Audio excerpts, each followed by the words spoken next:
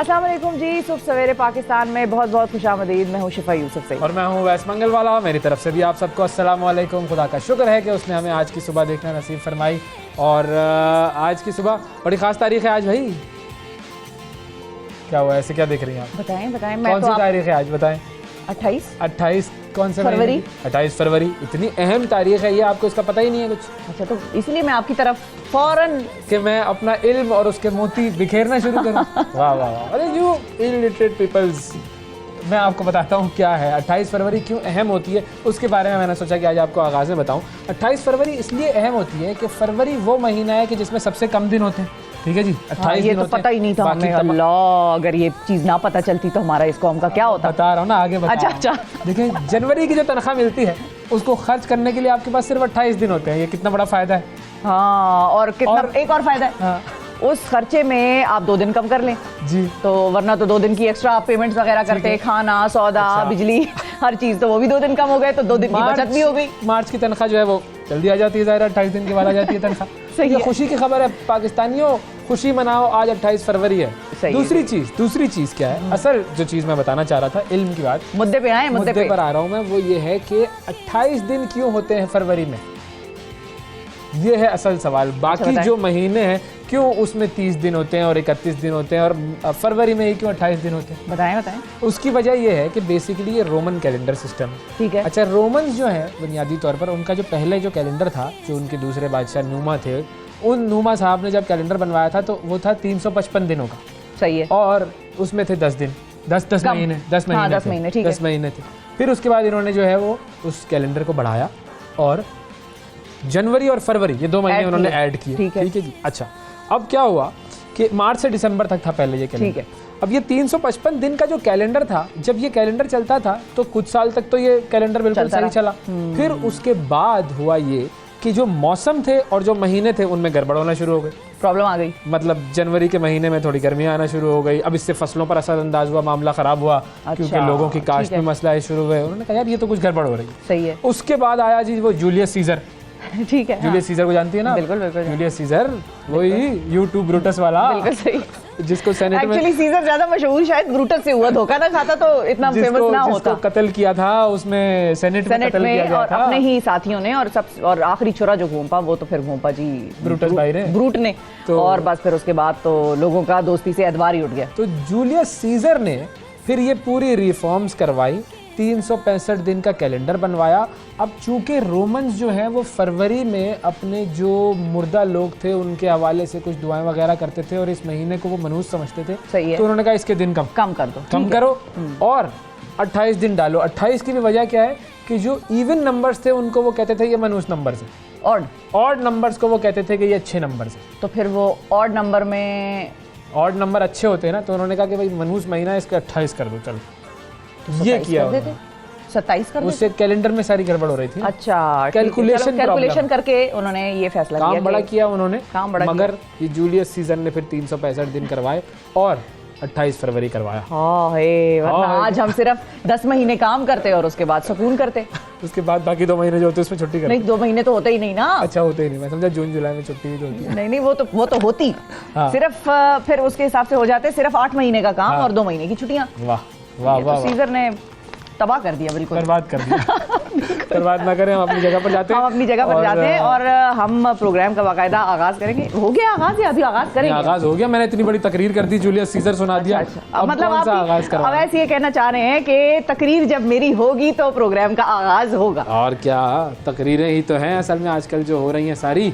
कहाँ तकरीर और किसकी? तकरीर हर जगह। मरियम साहिबा ने ऐसी ज़बरदस्त तकरीर की है खान साहब के बारे में। उन्होंने कहा पहले 200 पेशियां इनकी करवाओ, फिर उसके बाद इलेक्शन। बिल्कुल। आज की खैर वैसे तो कल बहुत अहम फैसला हुआ, बेंच टूट गया सुप्रीम कोर्ट का, जो सुमोटो एक्शन लिया हुआ था उसके हवाले। तो अब वो तो कौन उसकी कीमत भरेगा? ऐसे बेंच तोड़ दिया, ये क्या बात है? वैसे वो लकड़ी वाला बेंच नहीं कह रही मैं। फिर बेंच टूट गया मतलब? ऑनरेबल जजेस का बेंच जो था ना बना हुआ, उसमें से 4 मेंबरान अलग हो गए। अलग हो गए बेंच से, तो क्या आप सामने जाके बैठेंगे? वो क्या मतलब कुर्सियों पे बैठेंगे, क्या करेंगे? समझाए ना। आप ऐसे सवाल मत करें नेशनल टीवी पे। उन्होंने देख लिया तो खामखा बस मुसीबत हो जाएगी। समझने की कोशिश कर रहा हूँ, तालीम याफ्ता शख्स नहीं हूँ मैं इस मामले में, तो आपसे पूछ रहा हूँ, आप तकरीबन लॉयर हैं, तो इस पर बताइएगा हमें। अल्लाह, कितना अच्छा लगा हुआ है इसके मुंह से सुनते हुए कि तकरीबन, बस वाकई तकरीबन। लेकिन बात वाकई ये है कि एक्चुअली इल्जामात लग रहे थे कि भाई ये जजेस जो हैं वो उनके हवाले से, सियासतदान तकरीरों में ही ये कह रहे थे कि जजेस जो हैं वो एक तरह से बायस्ड हैं और उनको चाहिए कि अखबार में आया हुआ है अखबार में, पढ़ लेता हूँ मैं, ठीक है। इलेक्शन तारीख आज खुद नोटिस, 4 जजेस बेंच से अलग, ये लिखा हुआ है अखबार में 92 का अखबार है। बेंच से अलग, ठीक है। अब वो सामने जाके बैठ गए होंगे। सही है। आज की समाज जो है वो क्या हो रहा है ये दिखा दें, दुनिया में क्या हो रहा है ये दिखा दें। लेट्स टेक यू टू, बल्कि let's take you around the world in 60 second. 60 second news देखते हैं। इलेक्शन कब होंगे, असेंबलियों का टूटना दुरुस्त था या नहीं, अवाम को अदालती फैसले का इंतजार। वफाकी वज़रा के गैर मुल्की दौरों पर करोड़ों खर्च, महंगे तरीन दौरे कादिर पटेल ने किए। वज़ीर आज़म शहबाज शरीफ ने ज़ख़ीरा अंदोज़ों और मुनाफाखोरों के खिलाफ कानूनी कार्रवाई की मंजूरी दे दी, रमज़ान में सस्ते बाजार लगाए जाएंगे। इसराइल और फ़लस्तीन के दरमियान अमन मुआहदा तय पा गया, इसराइल 6 माह तक किसी भी नई बस्ती की आबादकारी की मंजूरी नहीं देगा। तुर्की में फिर ज़लज़ला, 1 जाँ बहक 69 ज़ख्मी, मुतअद्दिद इमारात मुनहदिम। यूक्रेन के सदर व्लादिमीर ज़ेलेंस्की की पेशगोई, रूसी सदर व्लादिमीर पुतिन को उनके दोस्तों में से ही कोई कत्ल कर देगा। इंग्लैंड और वेल्स में शादी की कानूनी उम्र बढ़ाकर 18 साल करने से मुताल्लिक नए कानून का निफाज शुरू हो गया। इलॉन मस्क एक मरतबा फिर दुनिया के अमीर तरीन शख्स बन गए। PSL 8 लाहौर कलंदर्स ने इस्लामाबाद यूनाइटेड को 110 रन से शिकस्त दे दी। और मेसी को best FIFA player of the year करार दे दिया गया। जी 60 सेकेंड्स अराउंड द ग्लोब, और आपने देखा कि दुनिया भर में क्या हो रहा है, और ज़ाहिर है दुनिया में पाकिस्तान भी इंक्लूडेड है। अब लोग ये ना सवाल करें कि दुनिया की बात आपने की तो पाकिस्तान की खबरें क्यों सुना दी। सब जगह हम रिकैप कर रहे हैं मुकम्मल। बिल्कुल, आपको बता दिया दुनिया का अमीर तरीन शख्स फिर से बन गया है इलॉन मस्क, उससे जो है वो, मैंने तो इनकी खबरें देखनी छोड़ दी वैसे। हाँ, ये कभी अमीर होते हैं, कभी गरीब होते हैं, कभी बार बार इनकी वो लिस्टें ऊपर नीचे होती हैं, लिस्ट में टॉप 5 से निकल गया, लिस्ट में टॉप 5 से में आ गया। तो वो इनकी तो ये चीज़ें चलती रहती हैं, इसलिए I have stopped bothering about it. तो इसको देखना जब मैं आऊंगी दुनिया की अमीर तरीन खवातीन की फहरिस्त में टॉप पे 5 में 10 में, तो फिर दैट वुड इंटरेस्ट मी। हाँ बिल्कुल, आप खुद ही चला दीजिएगा ना, आप शो कर रही हैं। नहीं, मैं उस वक्त शो थोड़ी कर रही हूँ। अच्छा, शो छोड़ देंगे तकरीबन। सही। ओके जी, आपको बताते हैं ऐसे प्रोग्राम का एजेंडा क्या है, आज हमने क्या क्या चीज़ें डिस्कस करनी है प्रोग्राम में। एक तो हमने आपकी जो है वो वाकफियत करवानी है 5 ऐसे मुस्लिम तबीबों से कि जिन्होंने मेडिकल साइंस की दुनिया में इनकलाब बर्पा कर दिया, उनके हवाले से हम आपको बताएंगे। फिर उसके अलावा रेस्क्यू 1122 की जो टीम तुर्की से आई है, उनके हवाले से हमने आपको बताना है कि जी रेस्क्यू 1122 की टीम ने वहाँ पर क्या काम किए, किस तरीके से उन्होंने लोगों के साथ काम किया। और ये पाकिस्तान के लिए भी बड़े एजाज़ की बात है कि हमारी टीम्स वहाँ पर जाती हैं और बड़ा अच्छा काम करती हैं, लोगों की ज़िंदगियाँ बचाती हैं। उसके अलावा हमने सियासत पे बात करनी है, लेकिन हम डोमेस्टिक पॉलिटिक्स को आज डिस्कस नहीं करेंगे उस तरह से।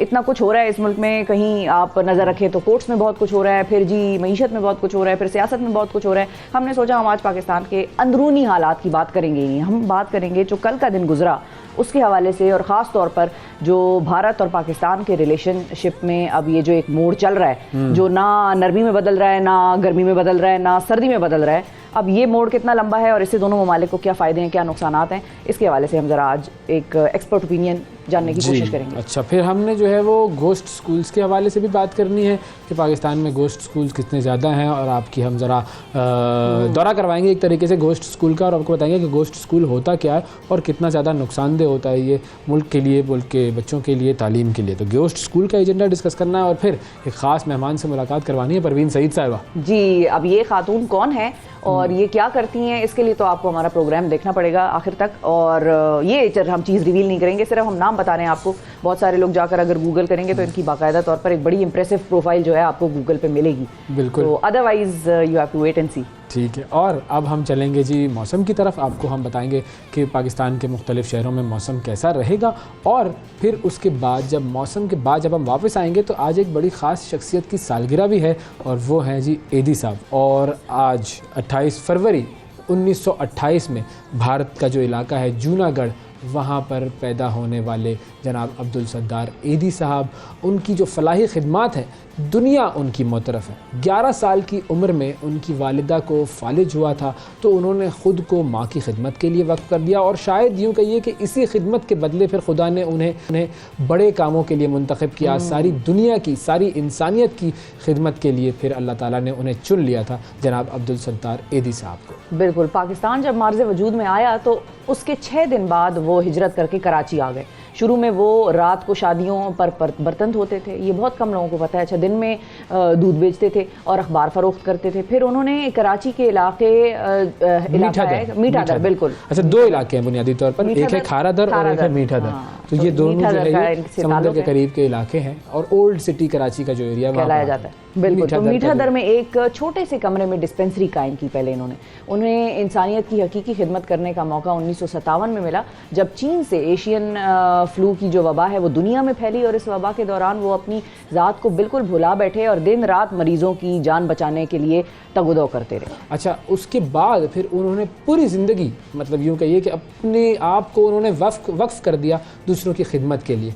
और अगर आप उनका एटायर देखें, हमेशा पूरी ज़िंदगी 2 खद्दर के जोड़े थे उनके पास, उसमें उन्होंने बसर की। लेकिन कारनामे अगर आप देखें उनके तो इंसान हैरान रह जाता है। दुनिया की सबसे बड़ी एम्बुलेंस सर्विस, एदी होम्स, एदी शेल्टर्स, एदी विलेज, एदी फ्री लाइब्रेरी समेत उनके जो फलाही काम थे उनकी एक तवील फहरिस्त है। और बिल्किस एदी साहिबा ने एक बड़ा वाक़या जो है वो कोट किया हुआ, अक्सर वो बताती भी हैं कि एक बार उनकी एम्बुलेंस को डाकुओं ने रोक लिया, और जब उन डाकुओं को इल्म हुआ कि अब्दुल सत्तार एदी साहब खुद गाड़ी चला रहे हैं तो उन्होंने ये कहकर उनके हाथ चूमे कि कल हम जब मर जाएंगे तो हमें हमारे माँ बाप लेने के लिए नहीं आएंगे, हमें यकीन है कि तुम हमें लेने के लिए आओगे और हमारी कब्र पर मिट्टी डालोगे। और उसके बाद उन डाकुओं ने 100 रुपये एदी फाउंडेशन को चंदा भी दिया और रुखसत हुए। क्या बात है, ऐसी ऐसी मिसालें ईदी साहब ने कायम की। और एक तो वही कि उनकी सादगी इस कदर के लोग, दुनिया कहती थी कि ईदी साहब जो कर रहे हैं खिदमत खल्क के लिए कर रहे हैं। और अब्दुल सत्तार ईदी को 20 से ज़ायद कौमी और बैनुल अक़वामी एजाज़ात से नवाजा गया। इन्हें पाकिस्तान में निशान इम्तियाज़, फिर इसके अलावा लेनिन अमन अवार्ड, लेनिन अमन अवार्ड जो है वो भी उनको मिला। फिर पाकिस्तान ह्यूमन राइट्स की जानिब से अवार्ड्स दिए गए। ये अजीम इंसान 8 जुलाई 2016 है, उसको गुर्दों के आर्जे में मुब्तला हुए और 88 बरस की उम्र में दुनिया से वो रुखसत हो गए। और एक बहुत बड़ा लॉस पाकिस्तान ने उनके जाने की सूरत में देखा, जो आज तक, मतलब ईदी साहब का नाम ऐसा है कि वो क़यामत तक शायद पाकिस्तान में ज़िंदा रहेगा। और लोग हमेशा ये दुख करते रहेंगे कि ऐसी बड़ी अजीम हस्ती हमने खोई, जो सिर्फ काम ही उनका मकसद ये था कि इंसानों की फलाह व बहबूद के लिए, दुखों की से छुटकारा दिलाने के लिए लोगों को, वो बच्चे, वो झूला ईदी साहब का, उनकी बेगम का, वो हमेशा हमें याद रहेगा। अल्लाह ताला उन्हें गरीक़ रहमत करे। और जितनी उन्होंने हम पर एहसानात किए, और ये एहसान ही है, एक शख्स बारे में सोच सकता था, उसको किसी ने नहीं कहा था कि भाई आप हमारी मदद करें, उसने इस कौम का सोचा और अल्लाह ताला उन्हें करवट करवट जन्नत नसीब करे। आमीन आमीन। और उनकी जो लेगेसी कंटिन्यू हो रही है, बिल्कुल, फैसल एदी साहब जिस तरीके से काम कर रहे हैं, अल्लाह ताला उनके हर काम में बेहतरी और बरकत दे। और जिस तरीके से वो पाकिस्तान के लोगों की खिदमत कर रहे हैं, अल्लाह ताला उस काम को मज़ीद बढ़ाए। ये वो लोग हैं जो मशअल राह हैं, हकीकत में मशअल राह हैं। हम तो बात करते करते आंखों में आंसू आ जाते हैं, रोंगटे खड़े हो जाते हैं। साहब की बायोग्राफी है, तमीना दुरानी साहिबा ने लिखी है, वो ज़रूर पढ़िएगा। कोई शख्स अगर पढ़े और उसकी आंखें न भीगे, आप मेरा नाम बदल दीजिएगा। मैं पर्सनल एक्सपीरियंस आपको बता रहा हूँ। एदी साहब की जो बायोग्राफी है, जो तमीना दुरानी साहिबा ने लिखी है, ऐसे ऐसे वाक़यात उसके अंदर लिखे हुए हैं कि आप हिल जाते हैं उस किताब को पढ़ के। तो ये तो थी जी एदी साहब की बात। और अब कुछ ज़रा ट्रेंडिंग स्टोरीज़ की तरफ चलते हैं और देखते हैं दुनिया में बिल्कुल। दुनिया से पहले पाकिस्तान की तरफ आए, बस बहुत हो गई दुनिया, पाकिस्तान की तरफ आए। पाकिस्तान में हुआ ये कि बड़ा इंटरेस्टिंग एक बयान आया। वैसे को आज तकरीरें याद आ रही थी तो मैंने सोचा कि मैं आपको आज ही एक तकरीर सुना दूं। बिल्कुल, हम ऐसा आपके लिए बयान लेकर आए हैं कि आपको मज़ा ना आया तो पैसे वापस, टीवी ऑफ कर दीजिएगा नाजरीन अगर आपको आज ये बयान सुनकर मज़ा ना आया। हुआ ये है कि सोशल मीडिया पर वायरल है, मरियम नवाज़ साहिबा का एक बयान है। उसमें उन्होंने दावा किया है कि जो इंटरनेट आप इस्तेमाल कर रहे हैं, जो सहूलत इंटरनेट की आप इस्तेमाल कर रहे हैं, वो पाकिस्तान में नवाज शरीफ साहब की मरहून मिन्नत है, उन्होंने दी है। अच्छा, इस बयान की हिमायत और मुखालफत में सोशल मीडिया पर तो फिर तबसरों की आग लग गई। मीम्स बनकर फैलने लग गई। अच्छा, तारीखी तौर पर अगर देखा जाए, इसके हवाले से थोड़ा सा अगर इसको हम बयान को डाइसेक्ट करें, तो अगर तारीखी तौर पर देखा जाए तो इंटरनेट की ईमेल की हद तक सहूलत जो है वो तो 90 की दहाई के आगाज़ में ही पाकिस्तान में मौजूद थी, आ गई थी। लेकिन इंटरनेट मुहैया करने वाला जो इदारा है वो 1996 में कराची में कायम हुआ, जब पीपल्स पार्टी की हुकूमत थी। अब यहाँ पर ये ज़हन में रखिएगा, फैक्ट चेक छोटा सा, बिल्कुल। अच्छा, अलबत्ता नवाज शरीफ साहब के दूसरे दौरे हुकूमत में इंटरनेट की स्पीड में कुछ बेहतरी ज़रूर आई, जो कि टेक्नोलॉजी में तरक्की की वजह से मुमकिन हुआ। तो भाई वो टेक्नोलॉजी की वजह से नहीं होता, शहबाज स्पीड की वजह से। शहबाज, बिल्कुल, हाँ, जैसे डॉलर को लगी हुई आज, अल्लाह डॉलर का तो नाम अच्छा काम किया, एक्नॉलेज करें डॉलर का तो नाम ले, हाँ बिल्कुल नहीं, लेकिन मैं आपको वही बता रही हूँ, टेक्नोलॉजी में तरक्की हुई आहिस्ता आहिस्ता, और जाहिर है हमने वो कंड्यूसिव एनवायरनमेंट पैदा किया उस वक्त नवाज शरीफ साहब ने, ताकि वो चीज़ यहाँ पर पाकिस्तान में भी आ जाए। ताहम उस वक्त कंप्यूटर्स की जो कीमतें हैं वो आसमानों को छू रही थी, और एक ये नया फिनोमेना था, और इंटरनेट का इस्तेमाल इंतहाई महंगा था एक आम आदमी के लिए, जिसको उसका कोई फ़ायदा उस तरह से हो नहीं सका। फिर इंटरनेट का अवामी इस्तेमाल 2001 में शुरू हुआ, जब पहला ब्रॉडबैंड DSL नेटवर्क वो होता था ना, डब्बे नए आ गए छोटे छोटे, तो वो जो DSL ब्रॉडबैंड नेटवर्क था उसको लॉन्च किया गया पाकिस्तान में। इसके अलावा कंप्यूटर्स की कीमतें भी इतनी कम की गई जिससे आम आदमी भी उसे इस्तेमाल करने के काबिल हो चुका था, और सियासतदानों के दावों में सच्चाई और हल्की फुल्की गलत बयानी या हल्की फुल्की वो ज़रा ख़ुद को बढ़ावा देना भी शामिल होता है। तो हम ज़रा क्लैरिटी आपको देते रहेंगे कि क्या, किसने, कौन, कितना, कहाँ हुआ। कंप्यूटर्स के बारे से एक और चीज़ भी है कि कंप्यूटर्स में बुनियादी तौर पे है ये कि हमने बहुत ज़्यादा हम इंपोर्ट करते हैं पुराने कंप्यूटर सारी दुनिया से, तो हम एक तरीके से गार्बेज कैन है दुनिया के पुराने कंप्यूटर्स का, जो कि बहुत ख़तरनाक बात है। तो इसके ऊपर भी थोड़ा सा नज़रसानी होनी चाहिए। आगे बढ़ते हैं।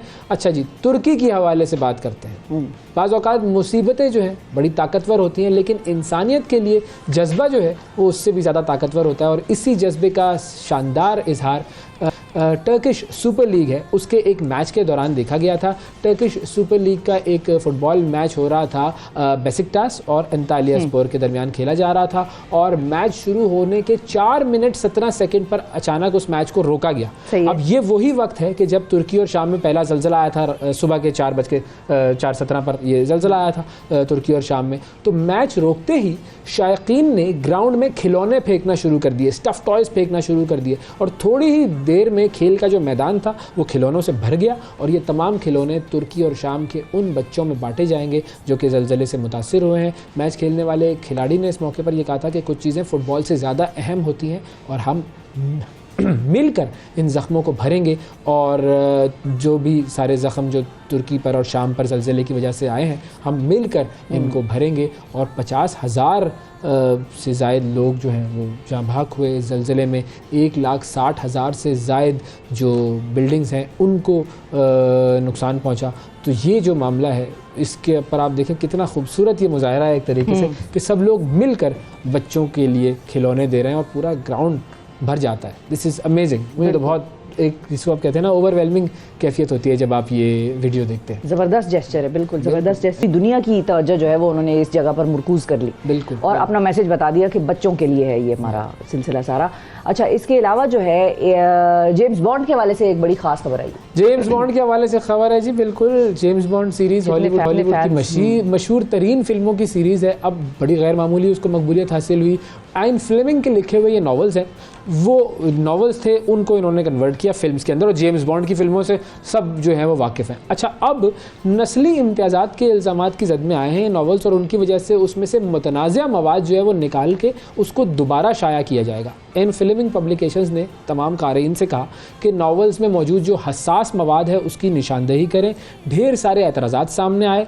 सबसे ज़्यादा एतराज़ जो है वो सियाह फाम अफराद को एन वर्ड एक होता है, जो कि हमारे तमाम जो नाजरीन इंटरनेशनली देख रहे हैं, आप लोग नाराज़ मत होइएगा, हम ये वर्ड सिर्फ बताने के लिए कह रहे हैं। नीग्रो कहा जाता है, तो उनको ये इस वर्ड का बहुत ज़्यादा इस्तेमाल हुआ था, और सियाफ़ाम को नीग्रो कहा जाता था, तो उन्हें हकारत से देखा जाता था। तो अब मगरिब जो है वो सियाफ़ामों पर तवील अरसे के बाद जबर करने के बाद अब नापसंदीदा माजी को भूलना चाह रहा है, तो इसीलिए उन्होंने इस लफ्ज़ को ही इस्तेमाल करने पर पाबंदी लगा दी है। अब किताबें दोबारा शाया होंगी जिसमें डिस्क्लेमर मौजूद होगा और तब्दीलियों के मुतालिक वजाहत होगी, और इसमें कहा जाएगा कि जी हमने ये वर्ड्स निकाल दिए हैं और अब ये किताब जो है वो पाक साफ़ होकर पवित्र होकर आपके सामने आई है, तो अब आप इसको पढ़ें, अब कुछ नहीं होगा, अब आप ऑफेंड नहीं होंगे। ये एक इंटरेस्टिंग चीज़ हुई। बिल्कुल सही है। अच्छा, एक और इंटरेस्टिंग चीज़ भी हुई है, वो भी एक एक्टर के हवाले से, स्टीवन सीगल जी। हॉलीवुड का एक बड़ा नाम है जो कि मार्शल आर्ट्स में बड़े महारत मशहूर रखते हैं। अच्छा, फिर अदाकार भी हैं, वो प्रोड्यूसर हैं, स्क्रीन राइटर हैं, मौसीकार भी हैं, बहुत कुछ है वो। उनकी फिल्में पाकिस्तान में भी बड़े शौक से देखी जाती हैं, मगर अब वो फिल्मों के बजाय किसी और वजह से आलमी मीडिया की जीनत बने हुए हैं न्यूज़ की। और वो ये है कि पहले हम आपको पहले मैं आपको उनके मुतालिक कुछ इंटरेस्टिंग डिटेल्स बता देती हूँ, उसके बाद बताऊंगी कि हुआ क्या। स्टीवन सीगल अक्सर रूस जाते रहते हैं, यही वजह है कि रूसी सदर पुतिन ने 2016 में उन्हें रूस की शहरियत दे दी थी और वो अमेरिका और जापान के लिए रूस की वजारत खारजा के खुसूसी नुमाइंदे की हैसियत से काम करते रहे बड़े सालों तक। और उन्होंने पहले क्रीमिया को रूस का हिस्सा बनाने के इक़दाम की हिमायत की, फिर यूक्रेन पर रूसी हमले की भी हिमायत की थी, जिस पर उन्हें मगरबी दुनिया में बड़ी सख्त तनकीद का सामना करना पड़ा। अब सदर पुतिन ने उन्हें एक और एजाज़ से नवाजा है और उन्होंने एक फरमान पर दस्तखत किए हैं जिसमें उन्हें रूसी रियासत की तरफ से ऑर्डर ऑफ फ्रेंडशिप का एजाज़ जो है वो दिया गया है। और सदर पुतिन जो है उन्होंने फरमान में लिखा है कि स्टीवन सीगल ने बैनुल-अक़वामी कल्चर और इंसानी हमदर्दी के मामलात में शानदार खिदमात सर अंजाम दी हैं, जिसकी बिना पर हम उनको ये अवार्ड से नवाज रहे हैं। स्टीवन सीगल जी फिल्में भी देखते हैं, अवार्ड भी बिल्कुल ज़बरदस्त, इंटरेस्टिंग जी। तो था जी कुछ ट्रेंडिंग स्टोरीज़ के हवाले से काम। अब एक छोटा सा वक्फा ले लेते हैं, वक्फे के बाद जब हम दोबारा हाजिर होंगे तो प्रोग्राम में बहुत कुछ है। Stay with us.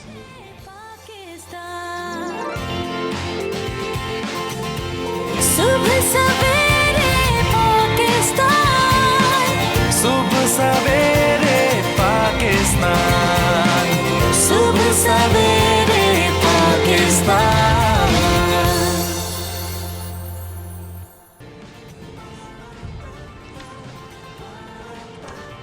Welcome back जी। अब कुछ बात करते हैं पाकिस्तान के तालीमी निज़ाम और स्कूल्स की। गुज़िश्ता बरस बच्चों के हुकूक़ के मुताल्लिक़ कमीशन ने अपनी रिपोर्ट में बताया था कि पाकिस्तान में 5 से 16 बरस की उम्र के 22.8 मिलियन बच्चे जो हैं वो स्कूल से बाहर हैं। अच्छा, इसकी बहुत सी वजूहात हैं, जिनमें से एक गोश्त स्कूल्स का क़याम है। अब एक रिपोर्ट के मुताबिक पाकिस्तान भर में 30,000 स्कूल सिर्फ कागजात पर मौजूद हैं, इनका रियलिटी में कोई जो है वो एग्जिस्टेंस मौजूद नहीं है। ना इनमें बच्चे तालीम हासिल करते हैं, ना ही असातिज़ा आते हैं। स्कूल का जो अमला है वो घर पर बैठा होता है और तनख्वाहें उन्हें मिल रही होती हैं, मराहत मिल रही होती हैं। और ये जो इतनी बड़ी तादाद में गोश्त स्कूल्स हैं, ये पूरी कौम के लिए एक लम्हा फ़िक्रिया है। बिल्कुल, सिंध में गोश्त स्कूल्स की तादाद बाकी सूबों की निस्बत ज़्यादा है। गुज़िश्ता माह चीफ जस्टिस उमर अता बंदयाल साहब ने रिमार्क्स दिए थे कि सूबा सिंध गोश्त स्कूल्स के मामले में बड़ा बदनाम है। नवंबर 2022 में सिंध हाई कोर्ट में रिपोर्ट जमा कराई गई थी, जिसमें बताया गया था कि सूबे भर में 4,533 असातिज़ा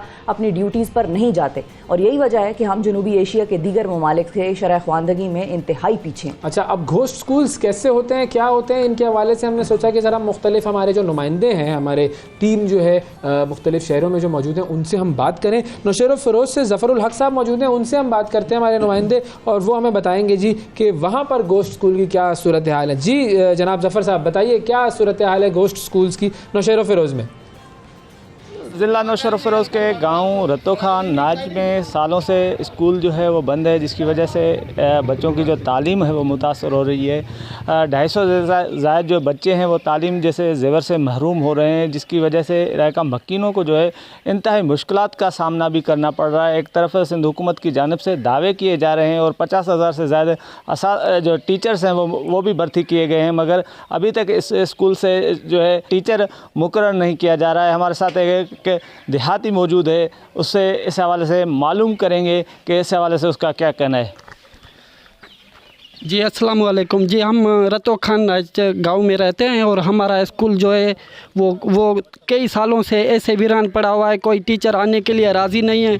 हम जाए हैं, टीटीओ के पास भी गए हैं और हद के जो बड़े अमलदार हैं उनके पास भी गए हैं, मगर कोई भी हमारी प्रचार नहीं कर रहा। और हम ये कहना चाहते हैं, सिंध हुकूमत से हमारी गुजारिश है कि खुदारा हमारे स्कूल में कोई टीचर भेजा जाए। हमारे छोटे छोटे बच्चे ऐसे गलियों में घूम रहे हैं, ना कोई तैलीम है ना कोई तरबियत है और हम बहुत मजबूर हो गए। हमारी रोज़ी रोटी भी बंद हो गई है, बच्चे भी ना पढ़ेंगे तो आगे चल कर वो क्या करेंगे। हाँ जी बिल्कुल, आपने देहाती की बातें सुनी, जिसका कहना है कि हम एजुकेशन डिपार्टमेंट के पास भी गए हैं, उनको दरख्वास्तें भी दी हैं, मगर हमारी दरख्वास्तों पर कोई भी अमल नहीं किया जा रहा है। हमारी दरख्वास्तें जो है वो रद्दी की टोकरी में फेंकी जा रही हैं। उन्होंने हुकूमत वक्त से मुतालबा किया है कि गाँव रतो नाइट में जो है टीचर मुकर्रर किया जाए और मुस्तकबिल के मेहमानों को तालीम जैसे जेवर से महरूम होने से बचाया जाए। जी शुक्रिया। ज़फ़रुल हक साहब हमारे साथ मौजूद थे नौशहर फ़िरोज़ से। ज़रा कसूर की तरफ जाते हैं और देखते हैं कि कसूर से हमारे जो नुमाइंदे तनवीर साहब वो हमें क्या बता सकते हैं। अस्सलाम वालेकुम साहब, बताइएगा क्या सूरत हाल है कसूर में गोस्ट स्कूल्स की? जी बिल्कुल, अगर कसूर में जो है वो महकमा एजुकेशन की नहली की बात की जाए तो यहाँ जो है वो कई ऐसे स्कूल मौजूद हैं, दर्जनों स्कूल जो है वो हमारी नज़र से गुजरे हैं जो सियासी दौर में जो है वो काफ लीग के दौर में बनाए गए, मगर आज भी उन स्कूलों में जो है वो यहाँ भैंसें बांधी जाती हैं और या तो वो खाली पड़े हुए हैं। आप भी देख सकते हैं फुटेज में उन स्कूलों की सूरत हाल क्या है। कसूर के गिरदोनवा में ख़ास तौर पर जो है वो मंडी उस्मान वाला के इलाका राजोवाल, मब्बू की झुग्गियाँ, भेड़ियाँ उस्मान वाला, और जिस जगह मैं मौजूद हूँ ये दो हवेलियां हैं, हवेली कासम खां और हवेली बूरे खां। वहाँ ये जो स्कूल हैं उनकी हालत ज़ार के बारे में अभी आप देख सकते हैं कि उनकी हालत ज़ार क्या है।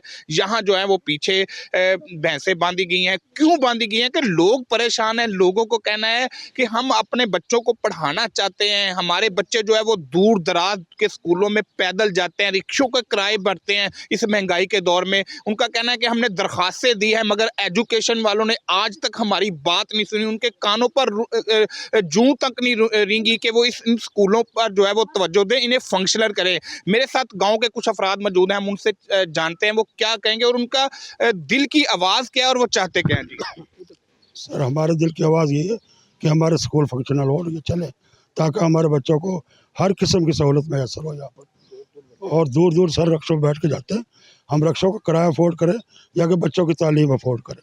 हम बहुत गरीब हैं और सर हमने ये 3 किला रकबा इसलिए नहीं दिया कि यहाँ ये गैराबाद पढ़ाओ, इसके अंदर इमारत बनी हुई है लेकर स्कूल नहीं चला। फ़ौज के दौर में भी सर यहाँ फ़ौजियों ने भी इसको चेक किया, मैडम साहब एक आई थी उन्होंने भी इसको आकर चेक किया। हमने कहा सर हम इसको चलाने को तैयार हैं, हमसे जो भी इमदाद मांगोगे हम वो इमदाद करने के लिए तैयार, लेकिन ये स्कूल नहीं चल सकता। जी आप क्या कहेंगे? जी हमारे बच्चे इधर से कसूर तक जो जाते हैं रक्शों पे, गाड़ियों पे, वो हमें बहुत ज़्यादा परेशानी होती है। हम बच्चों को किराया देते हैं और उसके बाद हमारे बच्चों के खर्चे होते हैं उनको फोर्स करते हैं। जो बच्चों के तालीम को नहायत ही परेशानी के आलम में हम बच्चों को कसूर से शेखम वगैरह गाँव में आगे पीछे भेजते हैं। इधर जो बिल्डिंग बननी चाहिए हम ये गवर्नमेंट से मुतालबा करते हैं, ये जो बिल्डिंग बनी है महकमा एजुकेशन को भी ये इतला करते हैं कि जो इधर हमारी बिल्डिंग बनी है इधर इसको चलाया जाए ताकि हमारे बच्चे इधर पढ़ें, हमें आसानी पैदा हो, हमारे खर्चों में थोड़ी सी कमी आ जाए। जी बिल्कुल, आपने जो है वो शहरी की बात से उनका कहना है कि ये स्कूल जो है वो फंक्शनल होना चाहिए। यहाँ जो है वो जानवरों की बजाय जो है बच्चों का बसेरा होना चाहिए। तलीम और किताब उनके हाथ में होनी चाहिए। ये बच्चे जो है यहाँ सारा दिन जो है वो खेलते भी हैं, तलीम तो हासिल करते हैं मगर दूर दराज जाकर जो है उन्हें जाना पड़ता है, जिसकी वजह से बाज़ बच्चे जो है वो किराया ना होने की वजह से अफोर्ड नहीं करते, वो तलीम छोड़ जाते हैं। इन लोगों का कहना है कि हमें तलीम से मोहब्बत है मगर ये स्कूल जो है जिसकी 3 कलान बिल्डिंग हमने दी है, हुकूमत को चाहिए कि आज भी जो है वो इसे हम फंक्शनल करने के लिए तैयार हैं, बिल्डिंग पे पैसा लगाने के लिए तैयार हैं, मगर खुदा के लिए जो है वो हमारी बिल्डिंग को जो है वो आबाद किया जाए, यहाँ टीचर्स भेजे जाए, हमारे बच्चों का जो है वो मुस्तकबिल संवारा जाए। जी बिल्कुल ठीक है जी। ये थे जी हमारे साथ शाहिद तनवीर साहब और कसूर की में बात कर रहे थे कि गोस्ट स्कूल्स की सूरत हाल क्या है। अच्छा, पाकिस्तान का अगर देखा जाए बजट तो वो कोई तकरीबन 90 बिलियन 90.5 बिलियन का होता है हमारा बजट, एजुकेशन का बजट। और HEC ने पिछले साल भी डिमांड की थी गवर्नमेंट से कि हमारा जो बजट है हायर एजुकेशन का उसको भी बढ़ाया जाए, लेकिन उस बजट को भी कम किया गया। हम तालीम पे वैसे ही बहुत कम खर्च करते हैं और जब तालीम पे हम खर्च कम करते हैं, उनके बजट्स को रिड्यूस करते हैं, हमारी सारी जो ज़्यादातर जो स्पेंडिंग है बजट तालीम देना नहीं चाहते और चाहते हैं साइंटिस्ट पैदा हो जाएं। तो साइंटिस्ट तो पैदा होंगे लेकिन वो खुद साख्ता साइंटिस्ट होंगे, वो पानी से गाड़ी चलाने वाले साइंटिस्ट होंगे शायद, लेकिन हम ओवरऑल खर्च कितना कर रहे हैं तालीम पर ये हमें देखना है ना। हमारा जो ओवरऑल बजट है उसके अंदर हम ज़्यादातर जो अमाउंट खर्च करते हैं तो अलमिया है कि खर्च तो हो रहा है लेकिन ऐसे खर्च हो रहा है कि बिल्डिंग है और तनख्वाहें जा रही हैं और हम जो है आपको थोड़ा सा पेशावर की भी सूरत हाल से ज़रा आगाह करें। वहाँ पर भी ज़ाहिर गोश्त स्कूल्स का मामला है, खैबर पख्तूनख्वा में भी। अब वहाँ पर कितना है, इसके हवाले से आपको पेशावर की तरफ लेकर चलते हैं। ज़ीशान साहब हमारे साथ मौजूद है, हमारे नुमाइंदे। जी ज़ीशान भाई बताइए क्या सूरत हाल है पेशावर में? जी बिल्कुल, इस वक्त हम गवर्नमेंट गर्ल्स प्राइमरी स्कूल गाँव जोगियान तरनाप के मकाम पर मौजूद है और ये स्कूल गुज़श्ता एक हफ़्ते से बंद है क्योंकि मालिक मकान के मुताबिक उनको जो है नौकरी नहीं दी जा रही। गलती जिसकी भी हो, मसला जिसका भी हो, लेकिन मुस्तकबिल इन्हीं बच्चों का है और ये बच्चे जो है बाहर स्कूल के गेट के सामने जो है वो सबक पढ़ने पर मजबूर है। असातिज़ा भी आते हैं सुबह सवेरे और 2 बजे तक यहाँ पर मौजूद है और बग़ैर पढ़ाई या कुछ जो है बाहर क्लासेस लेकर वो छुट्टी कर लेते हैं। इस वक्त भी आप देख सकते हैं कि बच्चे इधर स्कूल के गेट के सामने जो है वो सबक पढ़ रहे हैं। नन्हे बच्चे हैं, पाँचवीं जमात तक इसमें बच्चे पढ़े और जो अहले इलाका है उनके मुताबिक 500 के करीब बच्चे जो है वो यहाँ पर पढ़ते हैं। ये इस इलाके का वॉइस स्कूल है, ये पेशावर और नौशहरा के दरमियान बाउंड्री पर वाक़िया स्कूल है। ये वॉइस स्कूल है और ये भी बंद है।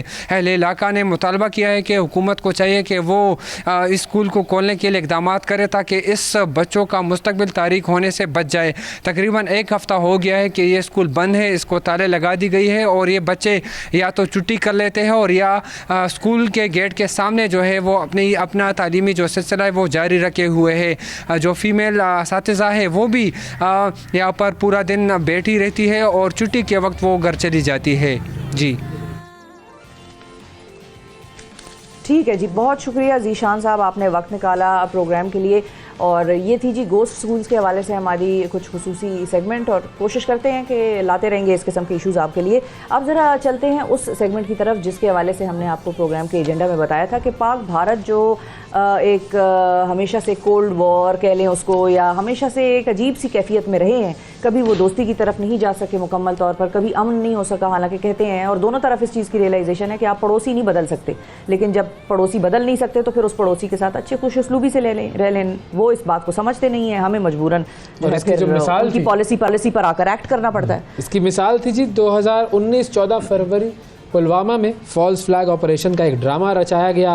भारत की जानिब से धमकियां शुरू हुई। 26 फरवरी को भारतीय तैयारे जो थे वो पाकिस्तानी हदूद में दाखिल होने की कोशिश की उन्होंने। बालाकोट की पहाड़ियों पर वो एक कौवा और चंद दरख्त उन्होंने गिराए और फिर वापस चले गए। और फिर उसके अगले दिन पाकिस्तानी एयरफोर्स ने भारत को एक ऐसा जवाब दिया जो कि तारीख़ के सफ़ात पर नक्श है। पायलट उनका अभिनंदन था, वो उसको गिराया गया, उसको गिरफ़्तार किया गया। टी वॉज फैंटास्टिक का जुमला जो है वो सब लोगों को याद है। और 4 बरस गुजर चुके हैं। हमारे रिलेशंस कहाँ जा रहे हैं और भारत अब कश्मीर के हवाले से 2023 में क्या करने जा रहा है, पाकिस्तान के सीनियर दानिश्वर और सियासतदान मुशाहिद हुसैन सैयद साहब से हम बात करेंगे। अस्सलाम वालेकुम मुशाहिद साहब। अस्सलाम वालेकुम जी, और आपको मुबारक हो प्रोग्राम रीब्रांडिंग की, और आपके व्यूअर्स को very good morning from Islamabad.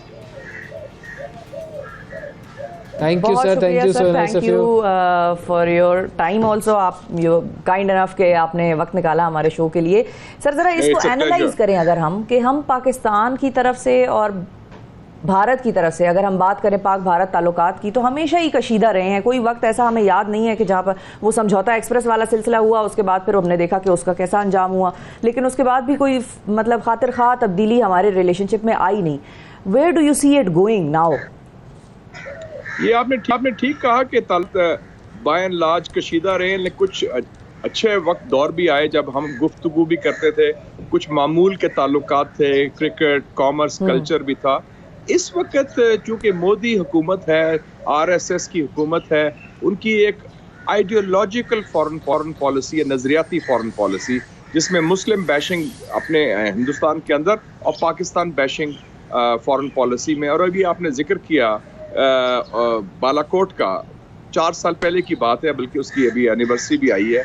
और आप देखें कि वो पहली दफ़ा 1971 के बाद हिंदुस्तान ने बाज़ाब्ता इंटरनेशनल बॉर्डर क्रॉस करके पाकिस्तान पर हमला किया था। क्योंकि हमले में आपने वो तो कुछ नहीं मिला उसका, लेकिन द रिजल्ट वाज कि हमने उसका 24 घंटे के अंदर जवाब दिया और टिका के जवाब दिया। 2 जहाज गिराए, पायलट पकड़ा, and I think that was the finest hour after the nuclear tests.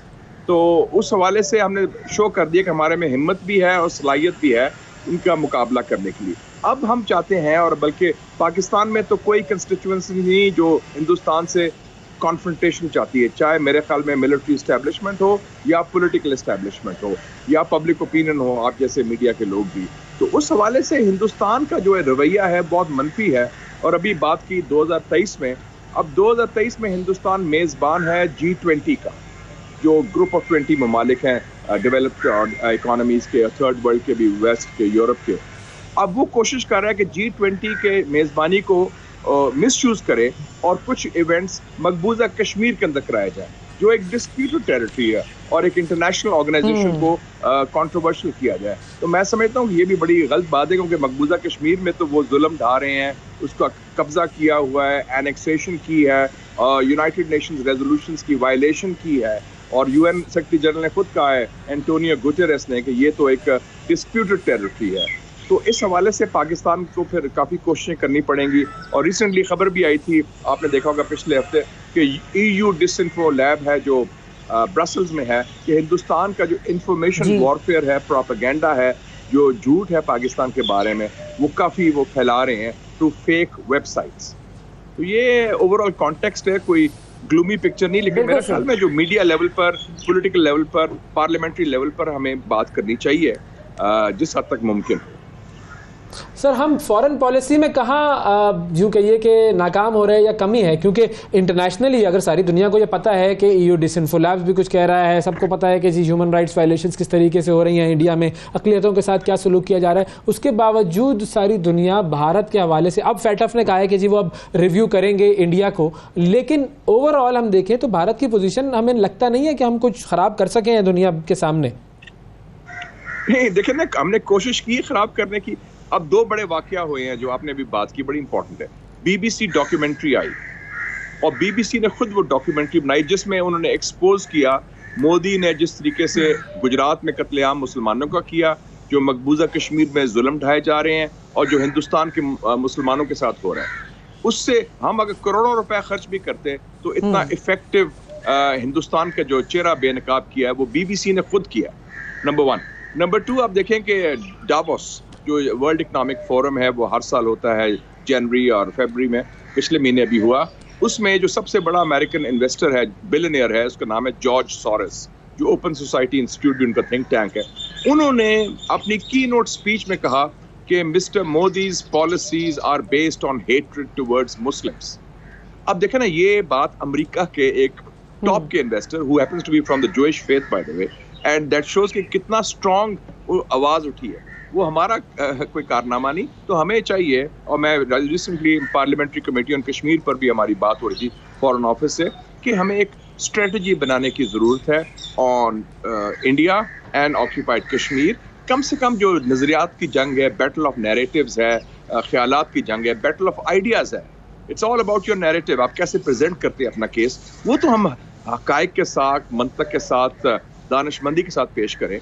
ठक ठक ठक के ये इश्यूज हैं, और हिंदुस्तान के अंदर खुद इतनी आवाज़ें उठ रही हैं। अरुंधति रॉय हो, करण थापर हो, there are lot of voices in India. India is a great country, a big civilisation. उसमें सिर्फ मोदी नहीं है, उसमें मुख्तलिफ कल्चर्स हैं, सिविलाइजेशंस हैं, मज़ाहिब हैं, लोग हैं, लेफ्ट के हैं, लिबरल हैं, सारे हैं, सब हिंदुत्व सोच के नहीं है। तो हमें अपना केस मुनज़्ज़म तरीके से पेश करना चाहिए, जो अभी तक हम, मेरे ख्याल में, हम नहीं पेश कर सकते। लेकिन अब मुशाहिद साहब, प्रॉब्लम ये है कि अब हम केस पेश करते हुए भी जो है उस डगर से भी ज़रा हट से गए हैं। हम खुद अपना ज़ाती तौर पे, हमारे मईशत के बहुत चैलेंजेस हैं, अफगानिस्तान, तालिबान, इनके हमारे बहुत चैलेंजेस हैं, पाकिस्तान में बिगड़ती हुई लॉ एंड ऑर्डर की सिचुएशन, ये एक और चैलेंज आ गया है। हुकूमतें जो हैं वो दोनों, मतलब पिछली हुकूमत भी एक अजीब सी कैफियत में रही, जब वोट ऑफ नो कॉन्फिडेंस आया, 2-3 महीने उसमें गुजर गए। फिर अब भी जब ये PMLN की हुकूमत, ज़ाहिर है PDM की जमातों की आई, तो भी एक कशमकश चल रही है। तो हम वो कश्मीरी इस चीज़ का भी गिला कर रहे हैं कि भाई आप लोगों ने तो हमारा मुकदमा लड़ना था सब ने, और पाकिस्तान में तो हो ही ऐसी सिचुएशन गई है कि हमें तो लगता है आप लोग हमें भूल गए।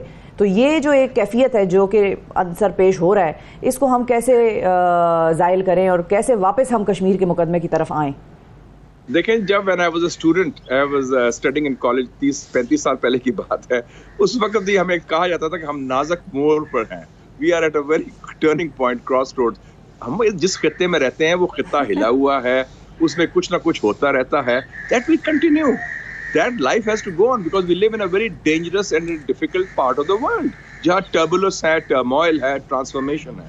अब ये है कि 3 issues हैं पाकिस्तान में, कश्मीर, न्यूक्लियर और चाइना और सीपैक, जिस पर मुकम्मल इत्तेफाक राय है सियासी जमातों में भी और पॉलिटिकल फोर्सेस में भी, पब्लिक ओपिनियन पे.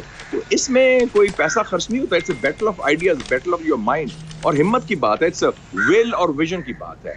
तो वो काम चलता रहेगा तो वो इमर्शन ठीक होती रहेगी. वो हम, और ये मैं एग्री करता हूँ आपसे, यस, कि जो सियासी चपकलिश है, ये जो अनएंडिंग सिविल वॉर बन गई है, क्वेस्ट फॉर कुर्सी, क्वेस्ट फॉर पावर, चाहे हिज़्ब इख्तिलाफ हो या हिज़्ब इक़्तिदार हो, it's not in the national interest. It's damaging Pakistan. लोगों को उम्मीद नहीं, पाकिस्तानी आवाम खुद मायूस हो रहे हैं कि यार ये क्या हो रहा है, हमारे मसले हल नहीं हो रहे, और ये लड़ाई और अब दंगल फसाद हो रहा है, और अब इश्यूज खुद हम हैंडल नहीं कर सकते, सुप्रीम कोर्ट हैंडल कर रहा है या कोई और कोर्ट. वो नलायकी और नाकामी अपनी जगह, लेकिन कश्मीर इशू जो है उसका ताल्लुक इलाकाई सलामती से है, इंसानियत से है, जमहूरियत से है, इंसानी हकूक से है और अमन और सलामती से है.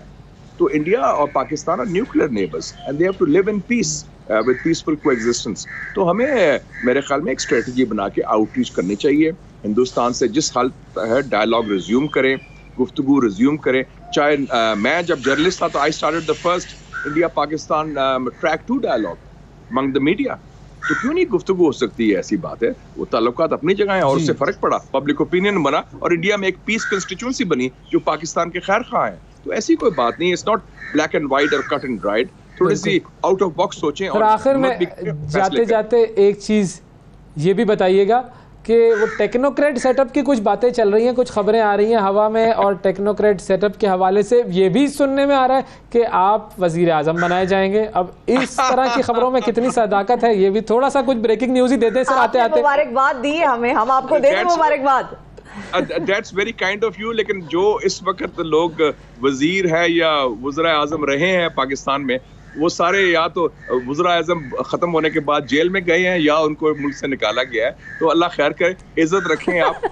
वो कुरान शरीफ में है, वो इज़्ज़ो मंतशा व तज़िल्लो मंतशा. अल्लाह ताला इज़्ज़त देने वाला है, अल्लाह ताला ज़िल्लत देने वाला है. सबसे बड़ी बात है, मैं सुकून से हूँ, बाहर बैठा हूँ. अभी मैं आपसे बात कर रहा हूँ तो मुझे कोयल की आवाज़ आ रही है खूबसूरत. ये ऑनसेट बाहर आ रही है, अच्छा मौसम है इधर.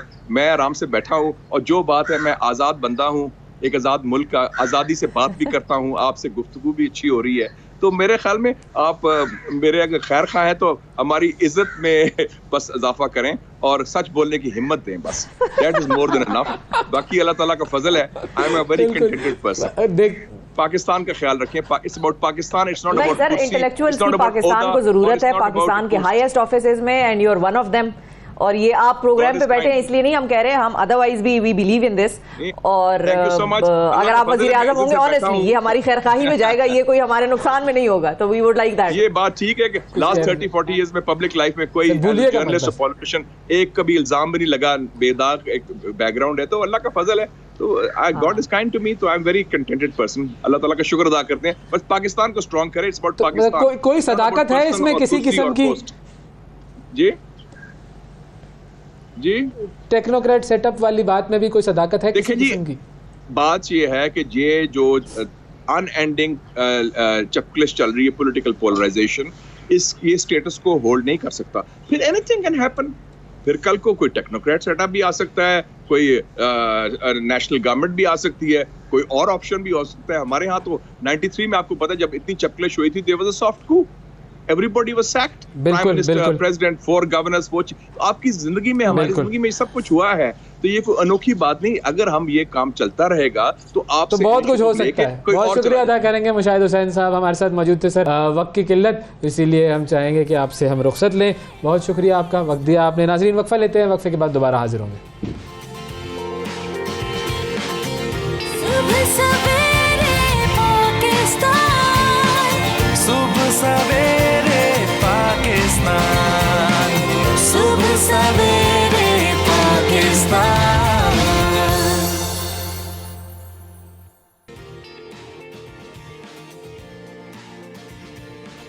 वेलकम बैक जी। सुबह सवेरे पाकिस्तान में एक मरतबा फिर खुशामदीद। अब आपको लेकर जाते हैं ज़रा तारीख़ के गोशों में। और हम जो बात कर रहे थे प्रोग्राम में पहले कि जी गोश्त स्कूल्स हैं और हमारे यहाँ पर तालीम का फुकदान है, तालीम के ऊपर हम खर्च नहीं करते हैं, ये सारे मामलात ऐसे हैं। और फिर उसके बाद शिफा ने एक जुमला कहा था कि ख्वाहिशें हमारी ये हैं कि हमारे मुल्क से बड़े बड़े साइंसदान निकलें, हमारे मुल्क से बड़े बड़े टेक्नोलॉजिस्ट निकलें। ख्वाहिशें, हाँ बिल्कुल, ख्वाहिशें भी ऐसी हैं। हमें लगता भी ऐसा ही है कि हमसे बड़ा साइंसदान और फनकार कोई है भी नहीं, हमारे से बड़ा जुगाड़ू कोई नहीं, ये तो खैर तय है, इससे तो कोई मतलब तो राय नहीं है। लेकिन अगर हम इस्लामी तहज़ीब की बात करें, इस्लामी तमद्दुन की बात करें, और इस्लाम ने जिस तरीके से इल्म पर एम्फेसिस किया है कि हर मुसलमान मर्द और औरत पर इल्म हासिल करना फ़र्ज़ करार दिया गया है, और ये इल्म की बात की जा रही है, इसमें दीनी और दुनियावी इल्म दोनों आ जाते हैं, और हर मुसलमान मर्द और औरत पर भी फ़र्ज़ है। बहुत सारे लोग जो कहते हैं कि जी औरतों को इल्म हासिल नहीं करना चाहिए, ये वो इस तरह की बातें, कुछ भी नहीं है। दीन हमेशा इल्म की बात करता है, और हमारा जो मज़हब है उसकी बुनियाद ईमान के साथ साथ इल्म पर भी है। बिल्कुल, ये दोनों चीज़ें जो हमारे मज़हब की बुनियाद बनती है। अब अगर इस्लामी तहज़ीब का जो एक गोल्डन एरा जिसे हम कहें उसकी हम बात करें तो हर शोबे के माहिरीन मौजूद थे।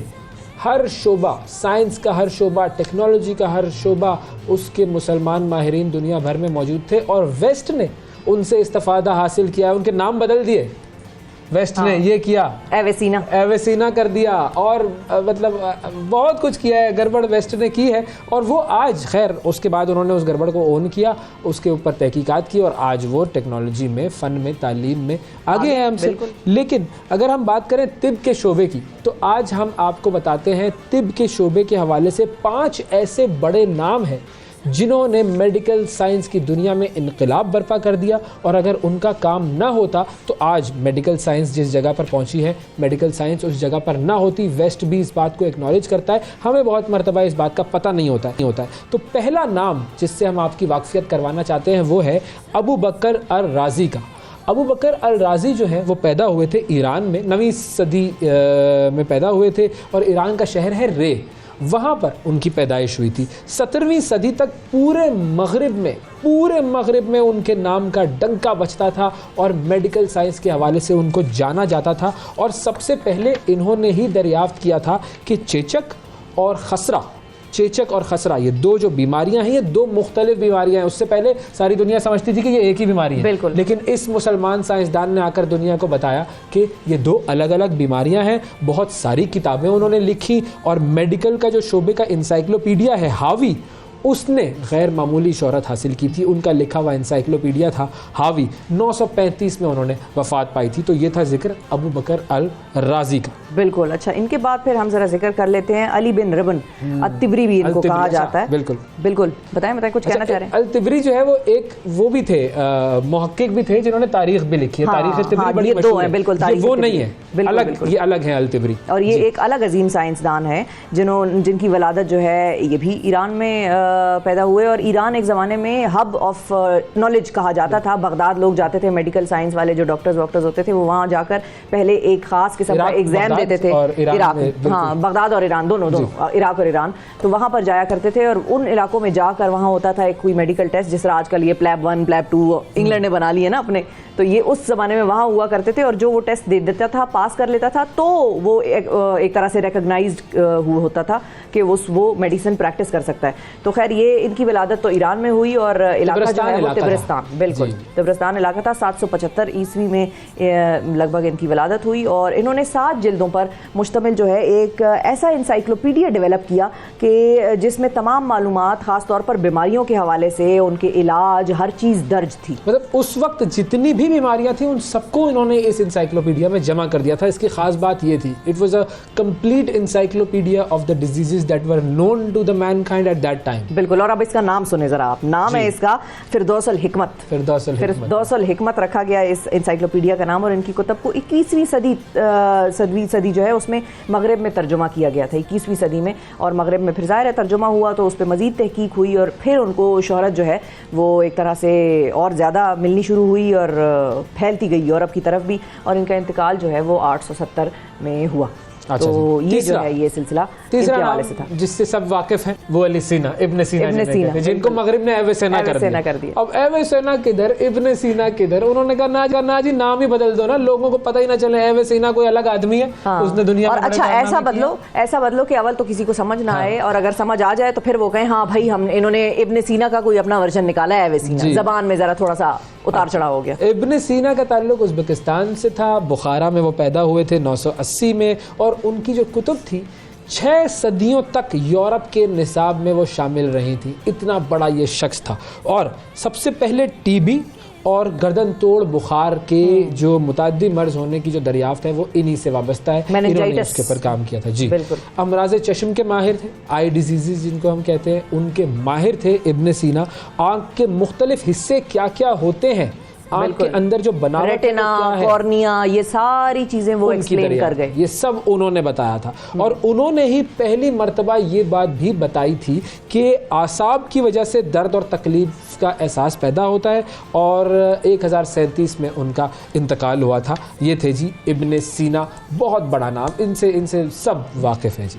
चौथा बड़ा नाम जो है बिल्कुल इब्न नफीस, और ये भी एक बहुत बड़ा नाम है। 1213 ईस्वी के करीब दमिश्क में इनकी विलादत हुई, दमास्कस में, बिल्कुल दमास्कस में। और इन्होंने मगरिब से 400 साल पहले ही खून का जो सिलसिला है, जो हमारी रगों में दौड़ता है, जो दिल तक पहुंचता है, जो फेफड़े, ये सारा निज़ाम इन्होंने दरियाफ्त कर लिया था, और बताया कि किस तरह ये दिल और फेफड़ों में हमारा खून, वेन्स और आर्टरीज और ये जो सारी नालियां, बिल्कुल उर्दू में कहते हैं, वेसल्स, ब्लड वेसल्स हो गए आमतौर पर, उसमें ये किस तरह से खून जो है, ये सारा जो है इन्होंने दरियाफ्त किया, कैसे खून गर्दिश करता है, और ये सब सिलसिला इन्होंने बताया।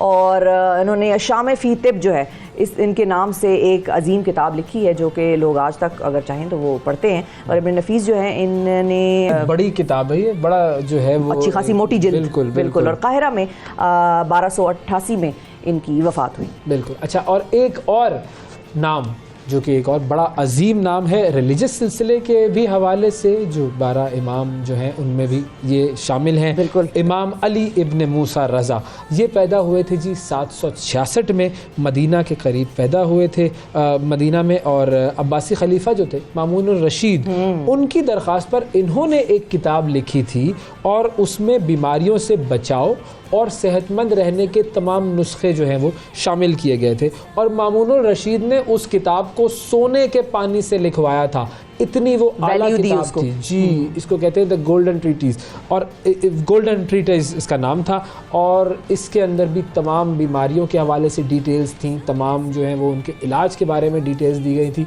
ये किताब भी वाकई सोने के पानी से लिखवाने के काबिल थी, और मामून रशीद ने बड़ा काम किया। अच्छा, वो इससे ये भी पता चलता है ना कि जो उस वक्त के जो बादशाह थे, इनकी आप हिस्ट्री पढ़ें बादशाहों की, बड़े मसाइल आपको नज़र आएंगे, लेकिन बहुत मरतबा आपको ये नज़र आता है कि इन्होंने इल्म की जो सरपरस्ती की, उसमें कमाल कर दिया इन लोगों ने। बिल्कुल, इनको जाहिर है वो, अच्छा उसमें एक इंटरेस्टिंग चीज़ हमेशा लोग ये भी कहते हैं कि जाहिर है वो बादशाहत है, और वो तख्त और ताज हमेशा बादशाही के वो ब्लड रिलेटिव्स और बेटा, भाई, बाप इधर ही ट्रैवल करता है, तो उनको इस चीज़ का डर नहीं था। जो चीज़ बाद में डेमोक्रेसीज़ में हुई, कि बहुत मुल्कों में ये भी केस स्टडीज़ हुई हैं, की गई हैं, कि लोगों ने, हुक्मरानों ने अपने वोटर्स को मतलब गैर इल्म रखा, ला इल्म रखा, चीज़ों से जाहिल रखा। उसकी वजह यह है कि जब ज़्यादा पढ़ लिख जाएंगे तो हमसे सवाल करेंगे, हमारी हुक्मरानी को चैलेंज करेंगे, वोट देने में मसाइल पैदा करेंगे। तो अभी तो खैर इनको जैसे तैसे हैं, बस इसी तरह चलाओ।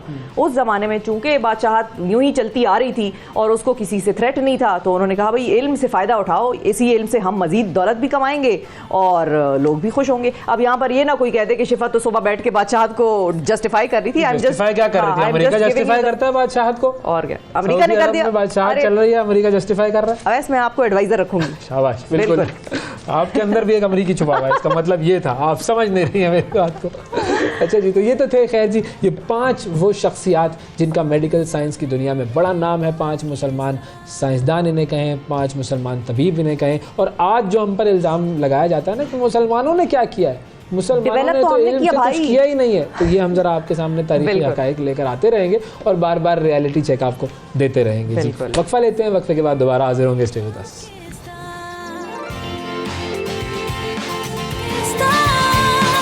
सुबह सवेरे पाकिस्तान, सुबह सवेरे पाकिस्तान।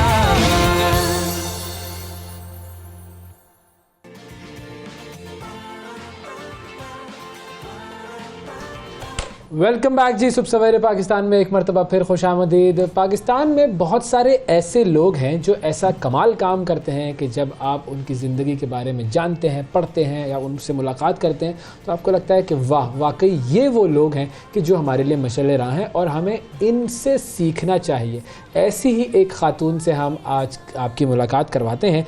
इनकी कहानी क्या है ये तो वो ख़ुद ही सुनाएंगी, लेकिन उसका जो बुनियादी सेंट्रल आइडिया जिसे मैं कह दूँ जो लुबे-लुबाब है वो ये है कि इन्होंने ये ठाना कि मुझे लोगों को खाना खिलाना है और कोई भूखा ना सोए, कोई भी भूखा ना सो पाए। इस विज़न के साथ इन्होंने अपने काम का आगाज़ किया। खाना घर इन्होंने इस्टेब्लिश किया। परवीन सईद साहिबा जो कि खाना घर की बानी हैं, उनसे हम बात करते हैं, उनके इस प्रोजेक्ट के बारे में जानते हैं। अमेजिंग पाकिस्तानी परवीन सईद साहिबा। अस्सलाम वालेकुम परवीन साहिबा।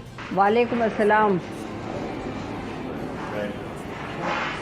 परवीन साहिबा, बहुत शुक्रिया आपने हमारे प्रोग्राम के लिए वक्त निकाला। अभी हम बात कर रहे थे कि आज एदी साहब की भी सालगिरह है और जिस तरीके से उन्होंने पूरे पाकिस्तान के लिए, पूरी दुनिया के लिए, इंसानियत की खिदमत के लिए काम किया, आप भी उसी रविश पर, उसी रास्ते पर चल रही हैं। बहुत सारे लोगों को आप रोटी का जो आपका एक सिलसिला है, खाना खिलाने का सिलसिला, वो कर रही हैं। तो हमें थोड़ा सा अगर बताएं हमारे नाजरीन को कि ये जो खाना घर है ये आपने किस तरह शुरू किया? बस एक माँ ने अपने दो को मार दिया था सरजानी टाउन में। वो 2 दिन से भूखे थे, तो बस वही एक ज़िंदगी का टर्निंग पॉइंट था कि एक माँ अपने बच्चों को सिर्फ महज भूखे होने की वजह से मार देगी। तो मैं भी माँ थी, मैंने कहा कि भाई इसके लिए तो कुछ करना चाहिए। तो जो अल्लाह ने मुझे और मेरे हस्बैंड को दिया था वो हमने फिर इस इलाके में खाना घर खोला और वहाँ हमने 2 रुपए में रोटी और सालन देने का आगाज़ किया ताकि लोग ख़रीद कर खाएँ। अल्हम्दुलिल्लाह आज 22 साल हो गए खाना घर को चलते हुए। 2 लोगों से शुरू किया था, आज हज़ारों लोग खाना घर से मुस्तफ़ीद हो रहे हैं। तो बिल्कुल परवीन साहिबा, बिल्कुल आगाज़ किस तरह से हुआ? पहला दिन जो आपका था अपने खाना घर के लिए जो काम आपने किया, वो ज़रा एक्सप्लेन कर सकती हैं कि पहला दिन कैसा था? क्या क्या एक्टिविटीज़ आप लोगों ने प्लान की हुई थी, क्या सोचा था? बस नहीं, जब हमने पहले दिन खाना घर खोला तो उस दिन लोगों को नहीं पता था, क्योंकि बाज़ार में 40-50 रुपए का खाना मिल रहा था। तो ये 2 रुपए में खाना कैसा होगा, क्या होगा? तो जो रास्ते में से गुजरने वाले टीन डब्बे वाले, सब्ज़ी फरोश, इस तरह के लोगों को हमने अपने साथ शामिल किया। बिस्मिल्लाह पढ़ के निवाला अपने मुंह में डाला और कहा कि यह हलाल का निवाला है, आप यहाँ खाना खाइए और पैसे बचाइए और अपने घर में अपने बच्चों के लिए वो पैसे लगाइएगा। तो कुछ पहले दिन तो 2-3 ही लोग आए, लेकिन फिर उसके बाद ये सिलसिला चलता रहा, आहिस्ता आहिस्ता आगे बढ़ता रहा। परवीन साहिबा, इस वक्त कितने खाना घर आपके बन चुके हैं और अब किस रेट पर वहाँ पर खाना मिलता है, क्योंकि महंगाई भी काफ़ी ज़्यादा हो चुकी है? बहुत ज़्यादा महंगाई हो चुकी है और इस वक्त ये हाल है कि रोज़ बरोज़ यहाँ खाना लेने वालों की तादाद में इजाफा हो रहा है, इसलिए कि आटा नहीं है शहर में, दालें नहीं हैं। तो जाहिर है कि सूरत में तो आज हमारे जो है 2 मेन खाना घर हैं और 6 पिकअप पॉइंट्स हैं जहाँ हमारी गाड़ियों में खाना कच्ची आबादियों और गरीब बस्तियों में जाता है। तो इस तरह हम रोज़ाना के हिसाब से अगर अंदाज़ा करें तो तकरीबन 7,000 से ज़्यादा लोग यहाँ से खाना खा रहे हैं। 7,000, माशाल्लाह। अच्छा, अब जब 7,000 लोग खाना खा रहे हैं तो अब किस कीमत पर वहाँ पर खाना मिल रहा है? 3 रुपये में एक रोटी और एक प्लेट सालन, 3 रुपये में। लेकिन अब ये 3 रुपये भी जो है ना लोगों को अच्छा दे नहीं पा रहे हैं, इसलिए कि ना मुलाजमतें हैं। जी हाँ बिल्कुल, मैं परवीन साहिबा इसी तरफ आना चाह रही थी कि मुलाजमतों की कमी है, लोगों में बेरोज़गारी बढ़ रही है, महंगाई हो गई है। आप किस तरह से ये चीज़ मैनेज कर रही हैं कि इतने लोगों को खाना भी खिलाएं, कीमत भी सस्ती रखें और फिर जाहिर है साफ़ सुथरा भी हो?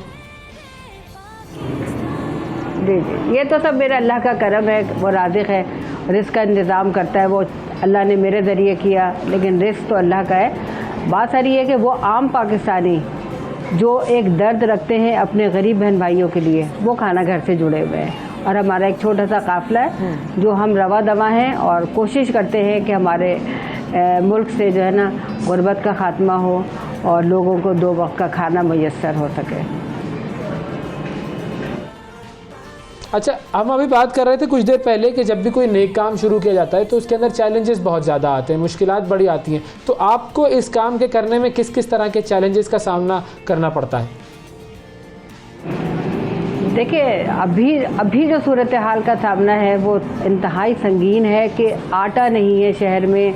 हम ढूंढ के आटा लाते हैं लोगों को खाना देने के लिए। तो सबसे बड़ा ये है कि गुर्बत की लकीर के नीचे जितने अफराद थे उससे कई गुना ज़्यादा हो चुके हैं। गुर्बत इंतहाई दर्जे पे बढ़ चुकी है। ऐसे में एक खाना घर का छोटा सा किरदार है कि वो अपने गरीब बहन भाइयों के लिए खाने का इंतज़ाम करता है। यही चैलेंज है कि लोग हमारे साथ जुड़े रहें, हमारे साथ काफ़िले में शामिल हों, हमारे साथ इस मुहिम में और इस मिशन में शामिल रहें कि लोगों को भूख को मिटाना है। बिल्कुल सही है। और आपसे जुड़ने के लिए भी हम इस्तदा करेंगे लोगों से कि आपसे जुड़ें और आपके इस नेक काम में आपका साथ दें। किस तरीके से लोग आपसे जुड़ सकते हैं आपके इस कॉज में? हमारे खाना घर की वेबसाइट पे चले जाएं या मेरा फ़ोन नंबर आप शायद स्क्रीन पे लगा दें तो उससे भी मेरे से रब्ता हो जाएगा। और इस वक्त इंतहाई शदीद ज़रूरत है कि मुखय्यर हजरात खाना घर से वाबस्ता हों, यहाँ के मसाइल को हल करने में हमारा साथ दें। और हमें सबसे ज़्यादा जो ज़रूरत है इस वक्त आटे की है, जो शहर में नापैद है, शहर से नहीं मिल रहा, फ्लोर मिलों में नहीं मिल रहा, दुकानों पे नहीं मिल रहा। तो हम तो यही चाहेंगे कि लोग हमारे साथ आएँ ताकि भूख को मिटाया जा सके, लेकिन सब मिलकर हम इस काम को आगे जारी रख सकते हैं। बिल्कुल सही। बहुत बहुत शुक्रिया अदा करेंगे परवीन सईद साहिबा, आपने वक्त निकाला और आपका बहुत बहुत शुक्रिया कि आप इतना ज़बरदस्त काम कर रही हैं। आप भूखों को खाना खिलाएं और अल्लाह ताला आपके इस कॉज में मज़ीद बरकत डालें। और जो ही कर सकते हैं और जो लोग जुड़ते हैं उनके लिए भी दुआ करें। बिल्कुल, हम सबको जुड़ना चाहिए। ऐसे नेक लोग, ऐसे कॉजेज़ हम आपके सामने लेकर आते रहेंगे अपने प्रोग्राम में। और कोशिश ये होनी चाहिए हमें हमारी कि हम 1 रुपए से भी 2 रुपए से भी जितनी इस्तिताअत हो सके इनकी मदद करें, क्योंकि ये हमारे लिए, हमारी आखिरत के लिए और इस दुनिया की बेहतरी के लिए निहायत ज़रूरी चीज़ है। फिलहाल हम एक ब्रेक लेते हैं, ब्रेक के बाद दोबारा हाजिर होंगे। Stay with us.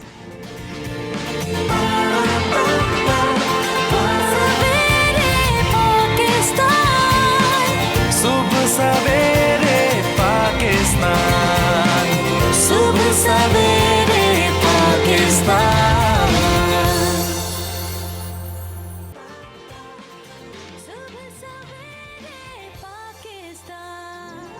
और सिलसिला अब ऐसा है कि हम ज़रा आपको बताते हैं आज एक और अहम डेवलपमेंट भी हो रही है। वो ये हो रही है कि इमरान खान साहब फाइनली लाहौर से निकलकर इस्लामाबाद का रुख कर चुके हैं और आज वो कहा यह जा रहा है, कभी इम्कान इस चीज़ का जाहिर किया जा रहा है कि वो इस्लामाबाद जो आ रहे हैं तो वो अदालत में पेशी के लिए आ रहे हैं। जी, अदालत में पेशी के हवाले से जो उनका 4 मुकदमात हैं जी, 4 मुकदमात। ये तो वो है जो आज लगे हुए होंगे गालिबन, तो उन चारों को इकट्ठे ही खान साहब ने भुगताना है। इसके अलावा कितने टोटल मुकदमात हैं? 4 मुकदमात में अदालत में पेश होंगे। कारकुनान उनका इस्तकबाल करेंगे। बैंकिंग कोर्ट, इंसदाद दहशतगर्दी, सेशन जज की अदालत और थाना सेक्रेटेरिएट हाजिरी लगाएंगे। PTI की जो लॉयर विंग है, मकामी तंजीमों को जुडिशल कॉम्प्लेक्स और इस्लामाबाद कचहरी पहुँचने की हिदायत की गई है। तो ये सारा जो सिलसिला है वो है आज इमरान खान साहब का लाहौर से। बड़ा मसरूफ दिन है। बड़ा मसरूफ दिन है। अदालतों के उन्होंने चक्कर लगाने भी चाहिए भाई, ज़ाहिर है अगर अदालत बुलाएगी तो आपको अदालत के पास जाना चाहिए। और बिल्कुल तो कोई आप वो तो नहीं कर सकते ना इधर और क्या। आप किसी ने आप पे इल्ज़ाम लगाया है कि आप दहशतगर्द हैं तो अब क्या हो सकता है, फिर पेशी होना पड़ेगा हमें। अब इमरान खान साहब और उनकी अदालत की पेशी, उसके हवाले से भी लोगों की कुछ मदद कर देते हैं, बताते हैं भाई सूरत हाल क्या। लोगों की मदद मैं समझी, पता नहीं है वैसे क्या कहने लगे। खान साहब की मदद कर देते हैं, हम इन्फॉर्मेशन देंगे लोगों को। खान साहब इस वक्त यहाँ पहुँच गए हैं, ये सूरत हाल है सड़कों पर। हमारी जो नुमाइंदा हैं जी अक्सा खालिद साहिबा, अक्सा खालिद साहिबा हमारे साथ मौजूद है। अस्सलाम वालेकुम अक्सा।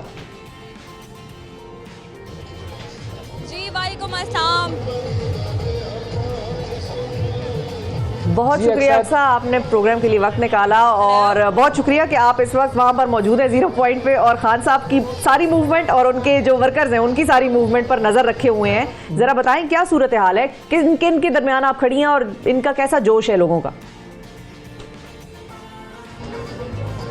जी बिल्कुल, सबसे पहले तो मैं आपको ये बताती चलूँ कि इस वक्त मैं ख़वातीन के झुंड में जो है वो मौजूद हूँ। हम हमेशा देखते हैं कि PTI की ख़वातीन जो है वो सबसे आगे रहती हैं। इस वक्त मैं इस्लामाबाद 0 पॉइंट पर मौजूद हूँ जहां पर NA52 से खुरम नवाज अवान और इसी के साथ NA54 से अली नवाज अवान जो है वो अपने काफिलों समेत 0 पॉइंट पर आएंगे। तमाम कारकुनान को 0 पॉइंट पर 10 बजे इकट्ठा होने का टाइम दिया गया था। मर्दों के शाना बशाना खवातीन भी हमें यहाँ पर नज़र आ रही है जो यहाँ पर खड़ी है और इनका यही कहना है कि अभी यहाँ पर काफिलों की सूरत में ये लोग आगे मूव करेंगे, G11 की तरफ जाएंगे, बैंकिंग कोर्ट की तरफ जाएंगे, वहाँ जाके इमरान खान का इस्तकबाल करेंगे। यहाँ पर जब हमने लोगों से बात की तो उनका भी यही कहना था कि जो सूरत हाल देखने में सामने आ रही है, अगर हमें गिरफ्तारियाँ भी देनी पड़ी तो वो भी हम देंगे। अगर मेरे कैमरा मैन आपको दिखा सक रहे हो कि लोगों का यहाँ पर जो काफिलों की सूरत में जो है वो आना शुरू हो गया है। खवातीन की बड़ी तादाद जो है वो यहाँ पर मर्दों के साथ मौजूद है और खवातीन सबसे ज़्यादा जोश खरोश के साथ हमें नज़र आ रही हैं, जिनका यही कहना है कि हम अपने लीडर का इस्तकबाल करने यहाँ से जो है वो G11 जाएंगे, उनका भरपूर तरीके से इस्तकबाल करेंगे और उसके बाद जो वो हमें मैसेज देंगे हम उसको जो है वो आगे लेकर चलेंगे। लेकिन अगर हमें रात तक भी यहाँ खड़ा होना पड़ा तो हम यहाँ पर खड़े होंगे। खवातीन नहीं, सिर्फ खवातीन अपने छोटे छोटे बच्चों के साथ यहाँ पर मौजूद है। उनका ये भी कहना है कि हम अपने घरों का काम छोड़कर यहाँ पर अपने लीडर का इस्तकबाल करने आए हैं।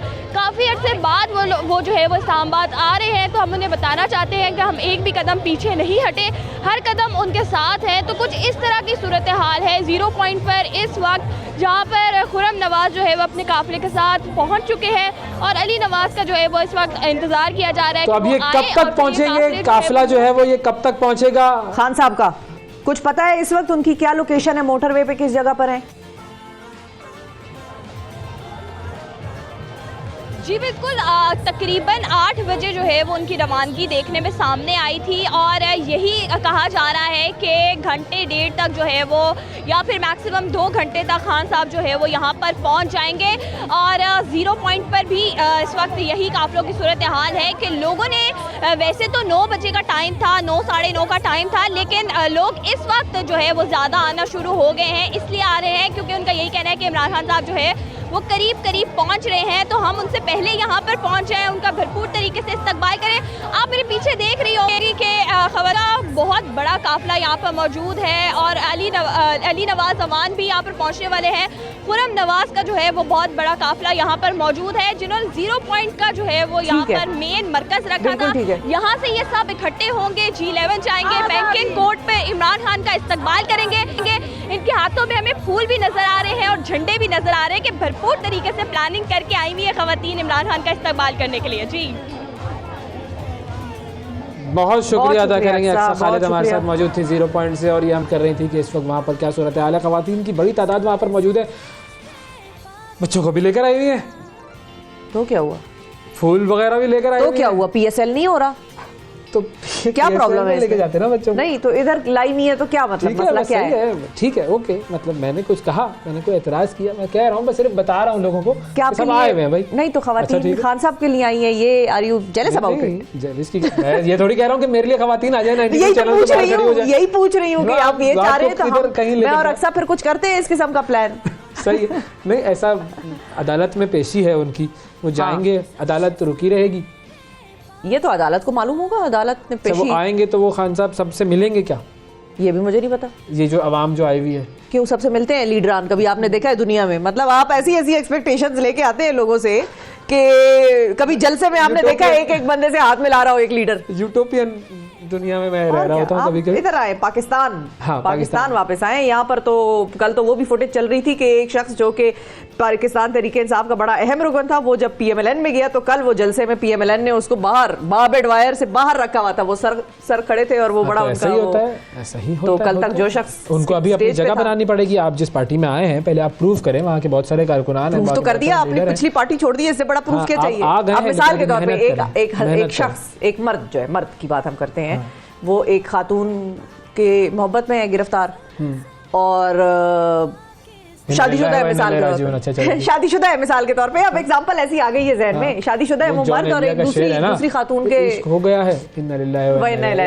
हाँ बिल्कुल ऐसा ही है। तो अब वो दूसरी वाली जो है खातून, वो कैसे उससे कहेंगी? वो ये उससे बात करेंगी कि भाई आप प्रूफ करें कि आपको मुझसे मोहब्बत है। तो वो मर्द हजरात कैसे प्रूफ करेंगे कि आपको मुझसे मोहब्बत है? पहली वाली को छोड़ेंगे, पहली वाली को बताएंगे, या कहेंगे मैं पहली वाली के साथ तुम्हें भी एडजस्ट करूंगा, शामिल शरीक हयात बनाता हूँ? क्या प्रूफ है इसका? मैं इस पर कोई जवाब नहीं दे सकता हूँ।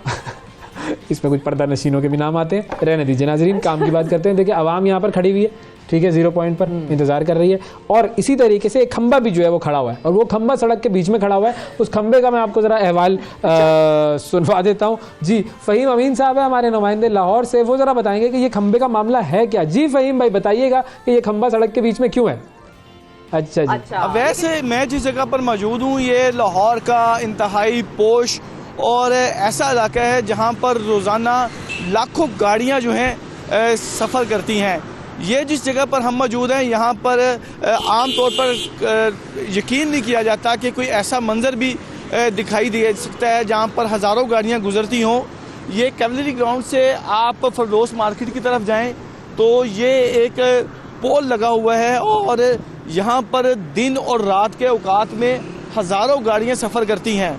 आप ब्रिज से जब भी उतरते हैं आपने ये देखें ज़रा सूरत हाल कि ये जो सामने आपको ट्रैफिक का बहाव नज़र आ रहा है कि 4-5 गाड़ियाँ भी आ रही हैं, तो इस पोल की वजह से वो डिस्टर्ब हो रही हैं, रॉन्ग वे से आ रही हैं, लेकिन ये पोल यहाँ पर मौजूद है और इस पोल की वजह से जहाँ पर ट्रैफिक की रवानी मुतासिर है, वहीं पर अगर कोई गाड़ी थोड़ी सी स्पीड से आए, कैसे आए ये भी मेरे कैमरा मैन नवीद आपके साथ हैं, वो भी आपको दिखाते हैं कि ये आप देख सकते हैं कि ये कैवलरी का ब्रिज है जहाँ से गाड़ियाँ नीचे आती हैं और इंतहाई तेज़ी से इनकी स्पीड आम रूटीन में ज़्यादा ही होती है। तो जब यहाँ से पुल से नीचे उतरती हैं तो सामने ये आपको एक खंबा नज़र आता है और ये खंबा कोई बिजली का खंबा नहीं है जिसको हटाने में मुश्किल का सामना करना पड़े। ये जस्ट एक साइन बोर्ड है और इस साइन बोर्ड को अगर हटा भी लिया जाए तो कोई इतना मुज़ायका नहीं है, लेकिन इंतज़ामिया ने बारहा तवज्जो दिलाने के बावजूद अभी तक इसको हटाया नहीं है। सोने पे सुहागा क्या किया गया है कि इस पोल को अपनी जगह पर रहने दिया गया है और आवाम को इस पोल से दूर रखने की कोशिश के तौर पर ये नीचे इन्होंने कैट आइस जो हैं वो लगा दी हैं। अब आप ये देखें कि बताया जा रहा है कि पूरी दुनिया में ये कैट आइस जो है वो इंतहाई ममनू है। तकरीबन 2 इंच तक की ये इसकी गहराई है और यहाँ पर जो गाड़ी का टायर लगेगा वो टायर जो है वो ख़राब होगा, जिसकी वजह से मज़ीद कोई बड़ा हादसा रूनुमा हो सकता है। लोगों के अब बताया जाता है कि टायरों की कीमतें जो हैं वो भी आसमान से बातें करती जा रही हैं। इस पोल को हटाने की बजाय उनके टायर को तबाह बर्बाद करने के लिए यहाँ पर कैट आइस लगा दी गई हैं जो लोगों को मुश्किल का सामना करने पर मजबूर कर रही हैं। तो मुतअद्दिद बार जो हैं वो लोगों की जानिब से सोशल मीडिया पर भी इस पोल के हवाले से बताया गया कि इसको हटाया जाए, लेकिन अभी तक लाहौर की ज़िला इंतज़ामिया जो है कैट आइट्स लगाकर फौरी तौर पर जो इक़दाम करने वाले थे वो कर चुकी है। इसको हटाया नहीं जा रहा। ये एक मजाक है जो लोगों की गाड़ियों के साथ खेला जा रहा है, लोगों की जानों के साथ इसके ज़रिए खेला जा रहा है और इसको फौरी तौर पर अगर रिमूव कर दिया जाए तो किसी बड़े हादसे से बचा जा सकता है, क्योंकि यहाँ पर चलने वाली गाड़ियाँ जो हैं उनकी एवरेज स्पीड बताया जा रहा है कि 80 से 100 के दरमियान होती है। और मेरे पीछे अगर आपको ये देख रहे हैं गाड़ी भी और बसें भी यहाँ से गुजरती हैं, मोटरसाइकिल सवार यहाँ से गुजरते हैं जो कि किसी भी बड़े हादसे का शिकार हो सकते हैं। और इसकी बुनियादी वजह ये डिस्ट्रिक्ट गवर्नमेंट की नाअहली है और ये लगा हुआ ये पोल है जो पिछले तकरीबन 3 साल से जब यहाँ पर अंडरपास की तोसी की गई थी तो तब लगाया गया था, क्योंकि यहाँ से ये सिग्नल फ्री कॉरिडोर की शक्ल इख्तियार कर चुका है, क्योंकि जितनी तेज़ी से गाड़ियाँ इस ओवरहेड ब्रिज से नीचे आती हैं उससे तेज़ी के साथ जो है वो अंडरपास का इस्तेमाल करते हुए आगे निकल जाती हैं।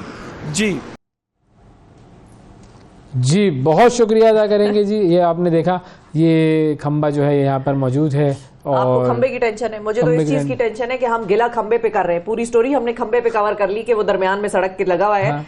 उनकी विजुअल अगर आप देखें, हमारे जो फ़हीम साहब हैं उन्होंने बताया पीछे एक गाड़ी रॉन्ग वे पे जा रही थी वो जो डिवाइड करने वाली वो कैटाइज नॉर्मल है ना, तो वही कह रही हूँ, जिस सड़क पे जिस कौम के लिए ये नॉर्मल हो, उनके लिए खंबा भी नॉर्मल हो जाएगा। बिल्कुल, ये this was not the story, ये हमने खामखा कवर की है, ये मैं आपको बताऊं। मैं आपको बता रहा हूँ, यूनिक चीज होती है ना, हम उसमें इंटरेस्टिंग एलिमेंट्स लेकर आते हैं, तो भाई ये देखो ये क्या चीज हो रही है, लेकिन this was not the story भाई, जिधर हमारा ट्रैफिक का डिसिप्लिन आज तक नहीं आ सका। चलो ट्रैफिक पे करेंगे, अब हम ट्रैफिक पे करेंगे, लेकिन ये कि प्रोग्राम में जाते जाते हम एक और हमारा सेगमेंट है, और उस सेगमेंट में हम आपसे बात करेंगे उर्दू जबान की, उर्दू जबान में नहीं, क्योंकि उर्दू जबान में हम गुफ्तगू तो करते हैं, बात करेंगे उर्दू जबान की बात करें, वो भी होगा। उर्दू जबान के बहुत सारे ऐसे खूबसूरत लफ्ज़ हैं जो कि हमने इस्तेमाल करना छोड़ दिए हैं। अब वो लफ्ज़ हम आपके सामने लेकर आते रहेंगे और उन अल्फाज का इस्तेमाल वो भी ज़रा आपके सामने डिस्कस करते रहेंगे। तो अब एक खूबसूरत सा गीत मैं आपको सुनवाता हूँ और आप फिर ज़रा सुने उसको, और फिर मैं आपको बताता हूँ कि कौन सा लफ्ज़ ऐसा है कि जो कि मैंने उसमें से चुना है, तो उस पर बात की जाए। ठीक है जी, अब ज़रा अल्फाज आप बताएं इसमें से कौन कौन से आपने नोट किया। आज जाने की जिद ना करो, यूं ही पहलू में बैठे रहो, हाय मर जाएंगे। कौन से लफ्ज़ आपको ऐसा लगता है कि जो कि खूबसूरत अल्फाज हम भूल चुके हैं? देखिए, जिद की बात होती है। हाँ, जिद तो जाने की जिद ना करो, नॉर्मल। यूं ही भी बड़ा यूज होता है, पहलू में बैठे रहो। पहलू, ये जो लफ्ज़ है ना पहलू, इस कदर खूबसूरत लफ्ज़ है ये, और ये इस्तेमाल करना हमने छोड़ दिया है। मतलब हम क्या कहते हैं नॉर्मली कि आप यहाँ बैठ जाएं, इधर बैठ जाओ, बराबर में बैठ जाओ, साथ बैठ जाओ, बगल में बैठ जाओ। ठीक है, अब अगर आप ये कहकर देखिए जरा कि भाई आइए मेरे पहलू में बैठिए, हंस रही है। इस कदर खूबसूरत लफ्ज है, इस लफ्ज का अपना एक रोमांटिसिज्म है। सेकंड, आप मुझे बताएं, मैं ऑफिस में किसी को कहूँ जरा मेरे पहलू में बैठिए, खुदा का खौफ करे, मतलब वो लोग भी हंसेंगे और वो भी मुझे देखेंगे और मैं भी उन्हें देखूंगी और हम सब हंसेंगे। अल्फाज का इस्तेमाल करने का मौका महल भी तो होता है ना। हाँ, ठीक है, तो अब आप यूजुअली कौम को रागिब कर रहे हैं पहलू वाले मौका महल बनाने के लिए। अल्लाह अकबर। नहीं, ऐसा कुछ नहीं है। बुनियादी तौर पर ये जो लफ्ज़ है, इस लफ्ज़ की खूबसूरती से मैं आशना करना चाह रहा हूँ कि इतना खूबसूरत लफ्ज़ है और इस लफ्ज़ को हमने छोड़ दिया है इस्तेमाल करना। हम जिस तरीके के आम अल्फाज इस्तेमाल कर रहे होते हैं वो आमियाना अल्फाज होते हैं वो, और उनमें कोई डेप्थ नहीं होती। बिल्कुल। अब पहलू जो है वो एक पहलू में दिल है, कुछ मतलब ज़ाहिर है उसकी खूबसूरती है, इसको सोचना है आपने। और जो उर्दू के जो शायरी है वो इतनी खूबसूरत शायरी है, उसके अंदर ऐसे ऐसे अल्फाज इस्तेमाल हुए हैं। अच्छा, पहलू सिर्फ इंसान का ही हो सकता है या किसी चीज के साथ भी पहलू में हम लगा सकते हैं कि मेरे बेड के साथ जो इसके पहलू में साइड टेबल पड़ी है, हाँ, ये कर सकते हैं हम? हाँ, कर ले, आप कौन मना कर सकता है? आप मना करेगा तो आप उसको अपने पहलू में मत बैठने दीजिएगा कभी भी। बिल्कुल ठीक है, ठीक है जी। लेकिन ये देखिए इस्तेमाल, मैं आपके पहलू में बैठा हुआ हूँ इस वक्त, तो पहले पहलू में बैठे हुए, बिल्कुल तो ये है, पहले से बैठे हुए पहलू में और अब भी बैठा हुआ हूँ, पहले भी बैठा हुआ था, अब भी बैठा हूँ। पहलू की बात थी नाजरीन। लेकिन बहरहाल ये हम कोशिश करते रहेंगे खूबसूरत गीत आपको सुनवाएं, और उनमें से कुछ अल्फाज चुने और आपकी खिदमत में मोतियों की तरह पेश कर दें। रिमाइंडर होगा, ये उर्दू अल्फाज रिमाइंडर होगा और हम इन अल्फाज को इस्तेमाल भी करते रहेंगे। That's it. बिल्कुल जी, दैट्स इट फॉर टुडे। छुट्टी करें, आपसे मुलाकात होगी अब कल, और वक्त हुआ है हमारी छुट्टी का। आज के प्रोग्राम में इतना ही नाजरीन, कल आपसे फिर मुलाकात करेंगे। अल्लाह हाफिज़।